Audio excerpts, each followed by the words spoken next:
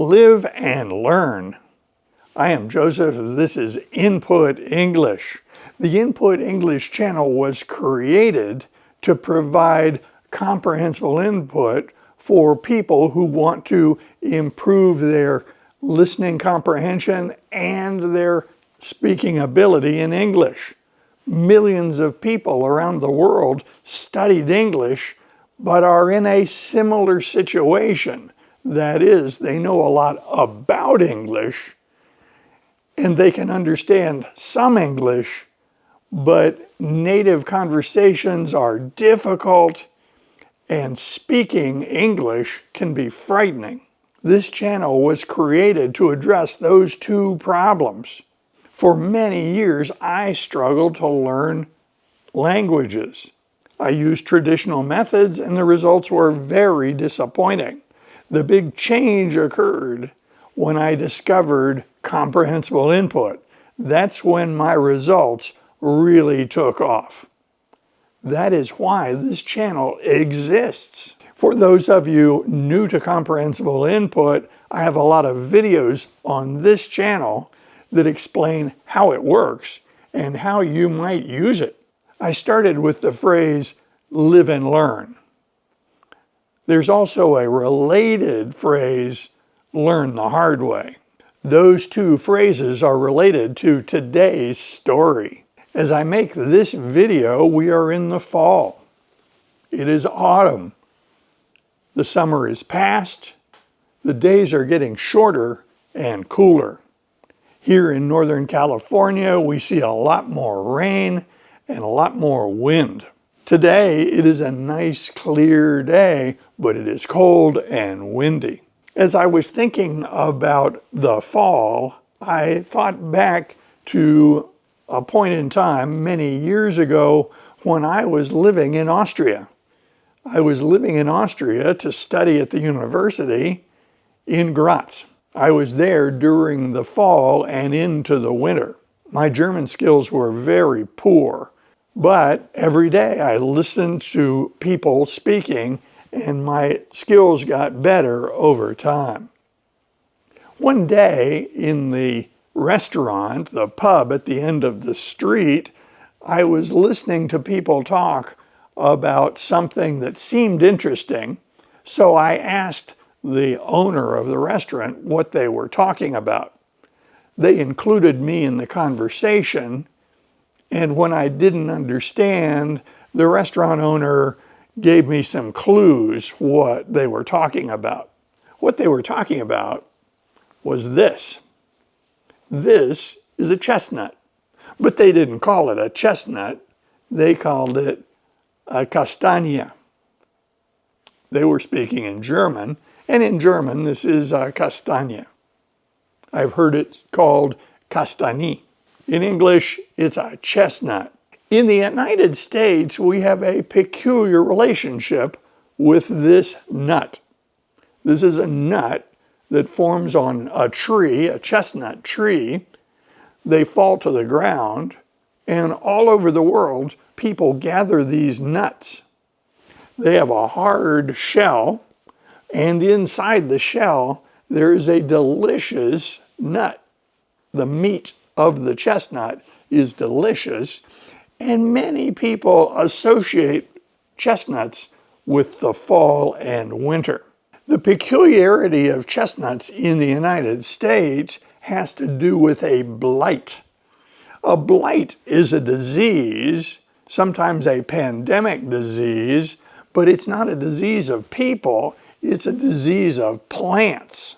Before 1900, in the United States, there were billions of chestnut trees, American chestnut trees. Most of them were near to the Appalachian Mountains on the eastern side of the country. These large and beautiful trees produced lots of chestnuts, and people were used to collecting them. It was part of the culture. It was part of the annual celebration of the fall and winter. But something happened. With the development of the Industrial Revolution in the early 1800s, international commerce became more common. By 1900, ships were routinely traveling between the continents, and this very much increased trade. Right around 1900, we saw the importation of wood from Asia into the United States. Chestnut trees exist in Asia, Europe, and North America, but they're different varieties and they grow in different ecosystems. Scientists and plant pathologists tell us what happened right around 1900. In 1904, the first trees that exhibited signs of the American chestnut blight were noted in New York City. Looking back, it appears that this was related to the importation of wood from Asian chestnuts into the United States, into New York City. It appears that this wood that was imported, probably from Japan, had a fungus, and that fungus was transmitted to trees in the United States. After the first trees in New York City died of this blight, the transmission of this fungal infection among the trees in North America was rapid. The fungus would gradually kill each tree, but it did not kill the root system. Over time, the roots would sprout new trunks, but once they developed a certain level of maturity, the fungus would attack the new tree and it would die as well.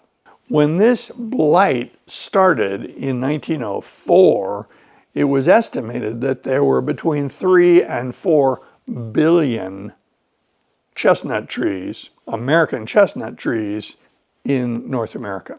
By 1950, almost all of them were dead and gone. This process of losing all these beautiful trees was observed by my parents. They lived through that era and they remembered having beautiful chestnut trees and watching them die. In recent years, blight-resistant strains of the American chestnut have been developed, and there are efforts afoot to repopulate the country with American chestnuts. This process is expensive and it takes a long time, but it is hoped that we can restore this beautiful tree to North American forests. Because of this blight, people in North America did not have ready access to chestnuts, and so eating chestnuts around the end of the year became less common. When I was growing up, I had never seen one. I had never seen a chestnut tree, and I had never seen a chestnut. That all changed when I moved to Austria to study. I was there in the fall in Graz, Austria. They had chestnuts like this, and I was fascinated. This was new to me. In the restaurant, the pub at the end of the street, I learned that there was a grove of chestnut trees within easy walking distance, and it was available to the public. It was a local tradition that people would go to that stand of trees and pick these up from the ground. I thought that was fantastic. Free food, free, interesting, new food. I was in, I was ready. So I hiked up the road and found those trees and walked into that grove of chestnut trees. Exactly as described, there were a lot of these on the ground. I had brought a bag, so I was putting them into a bag. There were a lot of other people doing exactly the same thing. People were very polite. There were plenty of chestnuts, and so there was no conflict. At one point, I was near to a lady, a local Austrian lady, and in my broken German, I asked her how to cook them. She smiled, recognized that I was not a good German speaker, but she understood what I had said, and so she said, Schnitt, and then proceeded to explain in very simple terms how to cook them. Basically, she said to roast them in the oven. I pieced that all together, thanked her, and continued picking up chestnuts. When I had perhaps a pound of chestnuts, I walked back to the apartment. There was a problem with her explanation, not on her side, on my side, because a lot of the words that she used, I did not know. I also didn't have a way of writing anything down, so I didn't know what words to look up. She had just said Schnitt and then to cook them. I didn't know what Schnitt meant. I didn't know that word. Well, live and learn, or more properly, learn the hard way. I put a bunch of these nuts on a pan, put them into the oven, and roasted them. But because I didn't know what Schnitt meant, I didn't cut the shell, because Schnitt means to cut. Schneiden, to cut. That was the day I learned that word, because after the chestnuts began to roast, the moisture inside turned to steam and expanded, and the result was a series of explosions of these nuts in the oven. When the nuts exploded, it was loud, and it spread the meat of the nut on all of the surfaces of the oven. The entire inside of the oven was coated with a thin, somewhat sticky layer of chestnut meat. In that thin layer, at oven temperature, all of that nut meat burned. Soon I had smoke coming out of the oven. I had to open the windows of the apartment. I took the nuts out of the oven and I turned the oven off. It smelled horribly. After the oven cooled down, it took me a long time to clean the inside of the oven and the racks. I had to clean the entire oven, and it took forever. Eventually, I discovered that Schnitt meant to cut. Mind you, this was before the internet, so I had no easy way of learning how to cook chestnuts. I learned the hard way. The other bit of learning about chestnuts occurred on the streets of Graz. Downtown in Graz, there are two squares that are very famous and popular, the Jakominiplatz and the Kaiser Joseph Platz. I was frequently in those locations.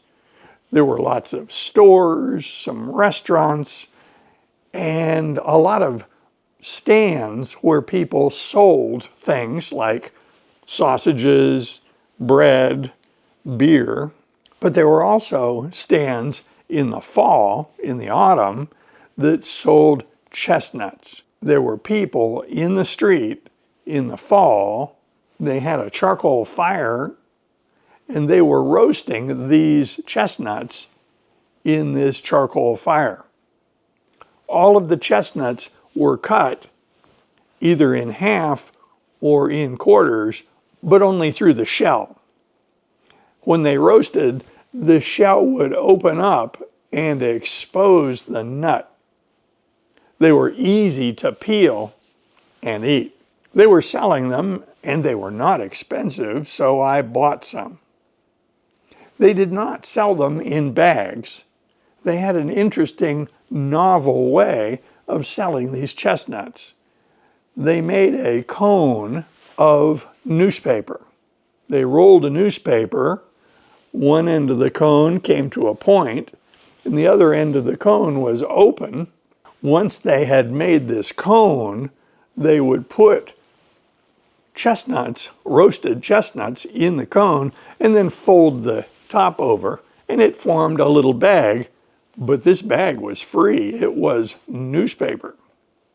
This is the way they sold them in Graz. When I bought my first package of chestnuts, I realized what Schnitt meant, because it was clear that they had cut these nut shells with a knife. That proved to me the error of my ways. That phrase, the error of my ways, is a common expression you will hear. The error of my ways just means the mistake that you had made. When I ate these chestnuts from the street, they were smoky and very rich. They also reminded me of the bad smell of the chestnuts in the apartment created when I exploded a bunch of chestnuts in my oven. It took me a while to get over my recollection of that bad smell. Now I like chestnuts. Now we can buy chestnuts every fall. Most grocery stores have chestnuts, and people enjoy cooking them. I usually cut them across and then either steam them or roast them in the oven. The trouble with roasting them in the oven is that if you cook them too long, the nut dries out and turns into a little stone, a little pebble, which is no longer edible. It's just too hard. Chestnuts are easy to overcook. Steaming them, for me, is safer. I can cook them without drying them out. So when I look at these beautiful little chestnuts that I have found at the store, I remember that experience of live and learn, or more accurately, learn the hard way. The downside of learning the hard way is it can be unpleasant and it can be expensive depending upon what sort of thing you're doing. Failures can cost us money and can be unpleasant. However, learning the hard way results in powerful learning. I learned a lot of words related to chestnuts and my unpleasant experience in such a powerful way that I will never forget them and never have any difficulty using them. The other peculiar thing about learning the hard way is it is only painful at the time. When I look back on that experience, which at the time was unpleasant, I don't relive those unpleasant feelings that occurred at the time. Now it's an amusing story, and my response is usually just to smile. I hope you enjoyed this story. If you have not yet subscribed to the Input English channel, please hit that subscription button. It really helps if you subscribe to the channel. The subscribership is nearing the 10,000 subscriber mark. That's exciting.